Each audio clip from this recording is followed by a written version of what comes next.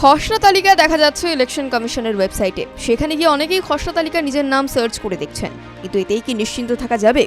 Election commission সূত্রে খবর, না। খসড়া তালিকায় নাম থাকলেই যে কেউ নিশ্চিন্তে থাকবে যে তার নাম ফাইনাল লিস্টে থাকবে, এমনটা নয়। তাহলে কি খসড়া তালিকায় নাম থাকলে তাকে ডেকে পাঠানো হতে পারে? কি বলছে ইলেকশন কমিশন? গত 16ই ডিসেম্বর একসঙ্গে দুটো তালিকা প্রকাশ করেছে ইলেকশন কমিশন। একটা খসড়া তালিকা আর অন্য একটি তালিকা, যে তালিকা তাদেরই নাম রয়েছে যাদের নাম খসড়া তালিকায় নেই।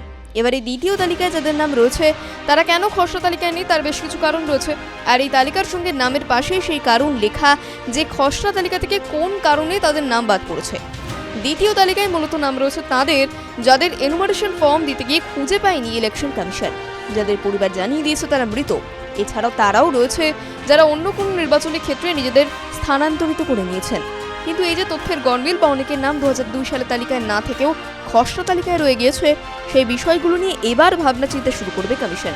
জানা গিয়েছে এবার এই খসড়া তালিকা ধরে একটা স্ক্রুটিনি শুরু করে দিয়েছে নির্বাচন কমিশন। যারা যারা এনুমারেশন ফর্ম জমা করেছেন তাদের সকলেই রয়েছেন খসড়া তালিকায়। এবার স্ক্রুটিনি এবং প্রয়োজনী ম্যাপিং শুরু করবে কমিশন, আর তারপরই একে একে এইসব গরমিলযুক্ত নামগুলিকে হিয়ারিংয়ে ডেকে পাঠাবে নির্বাচন কমিশন। তাই খসড়া তালিকায় নাম আছে মানেই আপনি নিশ্চিন্ত, এমনটা কিন্তু নয়। কোনো কারণে আপনার তথ্যে কোনো সমস্যা থাকলে বা আপনাকে নিয়ে কমিশন যদি সন্দেহ করে, তাহলে কিন্তু আপনার সমন আসবে। আর তার জন্য আগে থেকেই বৈধ নথি নিয়ে তৈরি থাকুন আপনি। টিভি9 বাংলা ডিজিটাল।